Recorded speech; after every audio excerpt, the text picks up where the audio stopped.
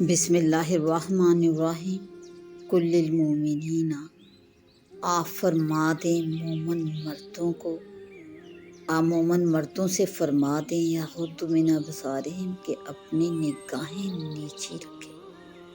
آپ مومن مردوں سے فرما دیں یغضوا کہ وہ نیچی رکھیں من ابصارہم اپنی نگاہیں، ویحفظوا فروجہم اور اپنی شرمگاہوں کی حفاظت کریں۔ ذالک ازکی لہم، یہ ان کے لیے زیادہ پاکیزہ بات ہے۔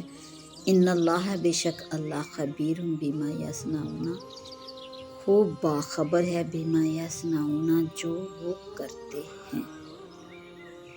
آپ مومنین سے فرما دیجئے کہ اپنی آنکھوں کو پست رکھیں، نیچی رکھیں اور اپنی شرمگاہوں کی حفاظت رکھیں، یہ ان کے لیے زیادہ پاکیزہ بات ہے۔ بے شک اللہ ان کاموں سے باخبر ہے جو تم کرتے ہو۔ اس آیت مبارکہ میں اللہ سبحانہ نے نظر کی حفاظت اور عفت و عصمت کا حکم فرمایا۔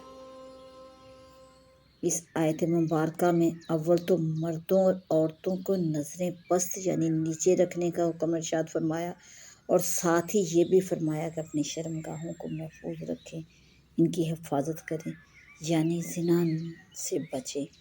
دونوں پاؤں کو ساتھ جوڑ کر یہ بتا دیا کہ نظر کی حفاظت نہ ہوگی تو حفاظت کی جگہوں کی بھی حفاظت نہ رہے گی۔ گھروں میں جانے کے لیے جو اجازت لینے کا حکم ارشاد اللہ سبحانہ نے فرمایا، اس میں بھی جہاں دیگر امور کی رعایت ہے وہاں حفاظت نظر بھی مطلوب ہے۔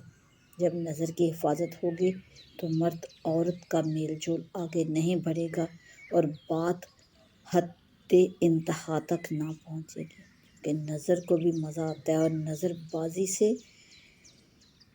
انتہائی کام کی طرف ابتدا ہوتی ہے۔ اس لیے اللہ سبحانہ نے نظر پر پابندی لگائی اور نظر کو بھی زنا قرار دیا۔ آپ صلی اللہ علیہ وآلہ وسلم کا ارشاد مبارک ہے کہ آنکھوں کا زنا دیکھنا ہے اور کانوں کا سننا ہے، اور زبان کا زنا بات کرنا اور ہاتھ کا پکڑنا ہے، اور پاؤں کا چل کر جانا ہے، اور دل خواہش کرتا ہے اور آرزو کرتا ہے، اور انتہائی کام سے اس کو سچائی مل جاتی ہے۔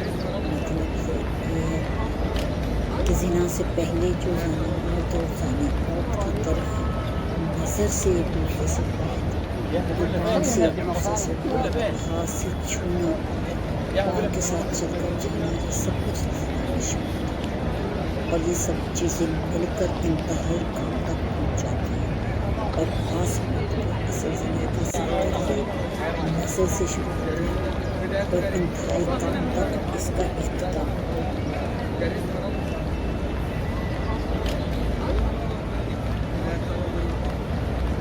آپ صلی اللہ علیہ وآلہ وسلم نے اپنے صحابہ سے ارشاد فرمایا کہ راستوں میں محبت رکھو۔ صحابہ نے عرض کیا، یا رسول اللہ صلی اللہ علیہ وآلہ وسلم، ہمارے لیے اس کے بغیر کوئی چارہ نہیں، ہم راستوں پر بیٹھ کر باتیں کرتے ہیں۔ تو آپ صلی اللہ علیہ وسلم نے ارشاد فرمایا، اگر تمہیں یہ کرنا ہے تو راستے کو اس کا حق دیا کرو۔ ہم نے عرض کیا، یا رسول اللہ صلی اللہ علیہ وآلہ وسلم، راستے کا حق کیا ہے؟ آپ صلی اللہ علیہ وآلہ وسلم نے ارشاد فرمایا کہ نظریں پست رکھنا، کسی کو تکلیف نہ دینا، سلام کا جواب دینا، بھلائی کا حکم کرنا، گناہ سے روکنا، اپنے محرموں سے پردہ نہیں، لیکن اگر وہاں بھی شہوت کی نوبت پڑنے لگے تو پردہ اٹھا کر دو۔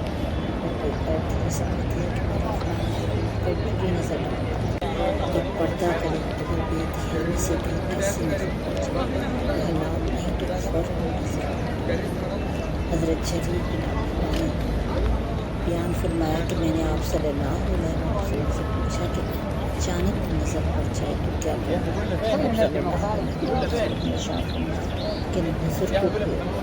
آپ صلی اللہ علیہ وآلہ وسلم نے حضرت علی کو خطاب کرتے ہوئے ارشاد فرمایا کہ عالی نظر پڑ جانے کے بعد نظر کو باقی رکھو، یعنی جو نظر بے اختیار پڑ جائے اس کو فوراً ہٹا لو، کیونکہ بے اختیار جو نظر پڑی اس پر پکڑ نہیں، اگر نظر کو باقی رکھا تو اس پر پکڑ ہوگی۔ آپ صلی اللہ علیہ وآلہ وسلم نے یہ بھی ارشاد فرمایا کہ تم مجھے یہ 6 چیزوں کی ضمانت دے دو، میں تمہارے لیے جنت کا ضامن ہو جاتا ہوں۔ نمبر 1، جب بات کرو تو سچ بولو، یعنی کہ بات کرتے وقت سچائی کا دامن ہاتھ سے نہ چھوڑو۔ جب وعدہ کرو تو پورا کرو۔